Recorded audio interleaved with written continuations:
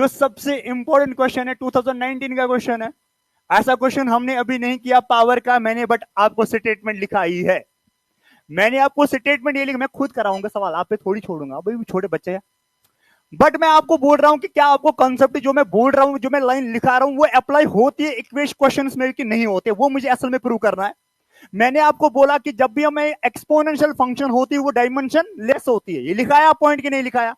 क्या आपको ये डायमेंशन एक्सपोनेंशियल वाला क्वेश्चन मिल रहा है? नहीं मिल रहा है कि मिल रहा है? मिल रहा है। जरा मुझे बता दो क्या फोर्स है? The force of interaction between the two atoms are given by, ये हमारे कुछ बड़ी लंबी चौड़ी इक्वेशन दी है, ठीक, बट इसका आंसर बहुत छोटा और आसान है। Where x is the distance, k is the Boltzmann constant, and t is the temperature, alpha and beta the two constants, then the dimension of the beta is, then the dimension of the beta. क्या यहां पे हमारे पास exponential function है? क्या ये exponential function पूरा dimension less हो गया? लिखाया है हमने। अब बचा क्या हमारे पास? हमारे पास बचा जो हमारे पास डायमेंशन विद डायमेंशन है, वो F is equal to alpha into beta है।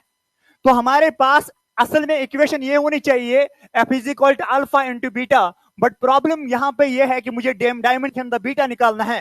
काश यहां पे अल्फा ना होता, मैं सीधे लिखता dimension of the beta is equal to alpha, है ना, एफ, ठीक है ना। बट अल्फा भी है, इसके साथ इसने ये चीज भी दिया है, देखो इसने ये बोला कि x square divided by alpha into के इंटू टी है।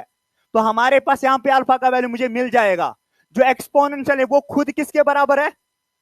Dimension less. वो इसका मतलब यहां से इस पूरे टर्म से, यानी कि x square divided by alpha के टी से मुझे मिलेगा अल्फा का वैल्यू, फिर उस अल्फा का वैल्यू मैं यहां पे पुट कर दूंगा, मुझे निकलेगा बीटा का वैल्यू। क्लियर बात है? अब ध्यान से समझना मैं कैसे करूंगा। मैं लिखूंगा x square divided by alpha k into T is equal to dimensionless, और वही लिखूंगा। हाँ ना तो बोलो। दैट मीन्स हमारे पास बनेगा m0 l0 t0। क्या हमने यही पढ़ा? अब मुझे बता दीजिए, क्या मैं अल्फा को इधर ले आऊंगा तो हमारे पास क्या निकलेगा? X square divided by K into T is equal to alpha. वही है ना? वही है ना? अब हमारे पास के है बोल्टमैन कांस्टेंट, इसका डायमेंशन थोड़ा सा मुश्किल है, ठीक है ना, वो मैं बताऊंगा कहां से निकालते हैं। बट असल में जो 2023 में क्वेश्चन आया था उसने के का डायमेंशन दिया था, बट मैंने जानबूझ के वो क्वेश्चन यहां पे नहीं रखा। मैंने सोचा आप कोई और इक्वेशन का भी डायमेंशन जान लोगे, समझ में बात आ रही? अदरवाइज उसने यहां पे इस के का डायमेंशन दिया था, क्वेश्चन में गिवन ही था डायमेंशन वहीं से, बट मैंने ये वाला क्वेश्चन जानबूझ के उठाया क्योंकि यहां पे इसने दिया नहीं है के का वैल्यू। ठीक है, तो के हमारे पास क्या होता है? असल में इसको बोलते हैं बोल्टमैन कांस्टेंट। जब हम थर्मोडायनेमिक्स पढ़ेंगे वहां पे मैं आपको इक्विपार्टीशन एनर्जी पढ़ाऊंगा। क्या पढ़ाऊंगा?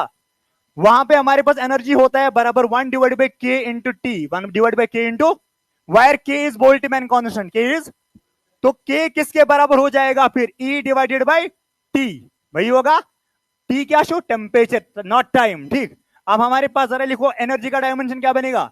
m1 l2 t minus divided by क्या हो जाएगा? के। ग्रेट। तो हमारे पास क्या बनेगा? m1 l2 t माइनस 2 के माइनस 1। बस ये हमारे पास के का डायमेंशन चाहिए था, वो मुझे मिला। अब यहां पे देख ही लीजिएगा, क्या एक्स डिस्प्लेसमेंट बोल रहा है?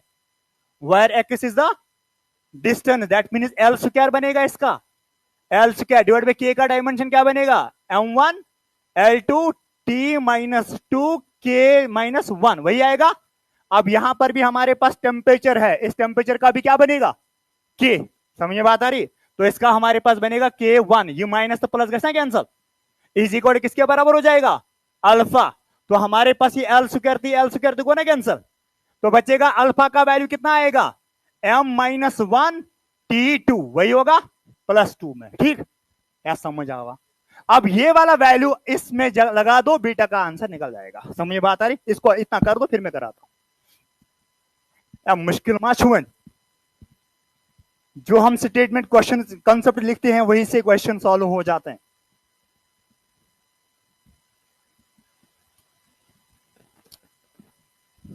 ये मैंने जानबूझ के लाए। ऑप्शन नंबर सी या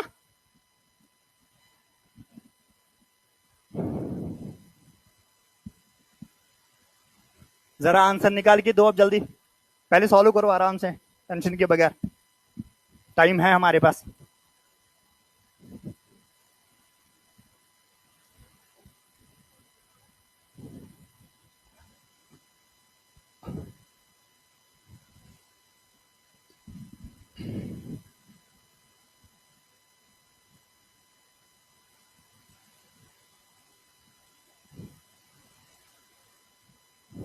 शाबाश शाबाश, वेरी वेरी गुड। शिक्षक ने लिखा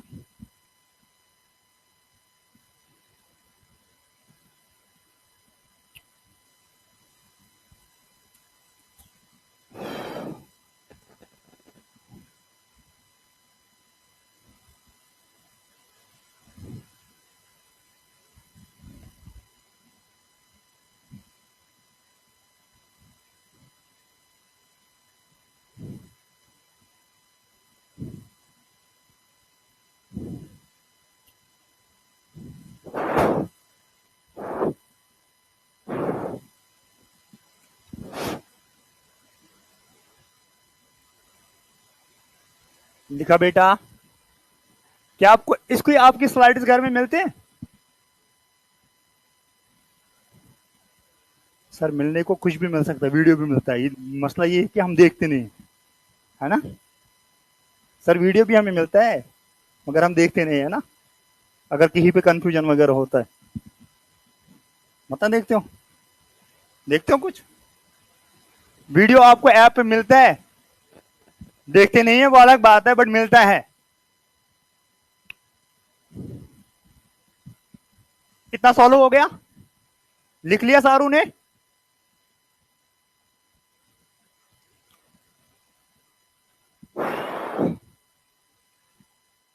बस बस मकली क्वेश्चन सारी, डायमेंशन खत्म। अब डायमेंशन में किसी को प्रॉब्लम नहीं होनी चाहिए, बट डायमेंशन आपको आहिस्ता आहिस्ता स्ट्रॉन्ग होता जाएगा। जितना आपको इंफॉर्मेशन क्वांटिटीज का मिल जाएगा, इक्वेशंस का मिल जाएगा, उतना आपका डायमेंशन स्ट्रॉन्ग होता जाएगा। चाहे किसी को कुछ आए या ना आए फिजिक्स में, बट ये डायमेंशन का क्वेश्चन हर एक को एग्जाम में आता है, ठीक है? तो इतना मुश्किल टफ पार्ट नहीं है ये, इसको इजिएस्ट पार्ट माना जाता है फिजिक्स का। शाबाश, क्वेश्चंस खत्म हो गए। अब मुझे एनर्जी चाहिए, बिकॉज मुझे अब एरर पढ़ाना है 2-4 मिनट के बाद। Error is very very important. जैसे कि आपके पास डायमेंशन एग्जाम के लिए इंपॉर्टेंट है, वैसे एरर भी इंपॉर्टेंट है। मैं आपको सीक्वेंस दूंगा, आपको नहीं लगेगा कि एरर मुश्किल है, बट जैसे मैं बोलूंगा वैसे ही आपके क्वेश्चंस भी सॉल्व उसी उसी पैटर्न में ही करने हैं। इतना समझ आया? हो गया क्वेश्चन सॉल्व? आंसर आया? आंसर क्या आएगा हमारे पास? हमारे पास अब एफ का डायमेंशन बनेगा m1 l1 t minus 2 is equal to, यहां पे बना हमारे पास m माइनस 1, और हमारे पास क्या बना t2 प्लस 2 में है, और हमारे पास ये इंटू है बीटा, है ना? तो हमारे पास यहां पे ये बनेगा m1 divided by m minus 1, और हमारे पास बनेगा t2, यहां पे l1 t माइनस 2 है, इज इक्वल टू किसके बराबर होगा? बीटा। तो ये ऊपर आ जाएगा, दैट मीन्स बनेगा m2 l1 t raise to the power 4, वही है, इज इक्वल टू बीटा। है कोई ऑप्शन? सी पार्ट है? हाँ ग्रेट, ये हमारे पास आंसर है, ब्यूटीफुल आंसर।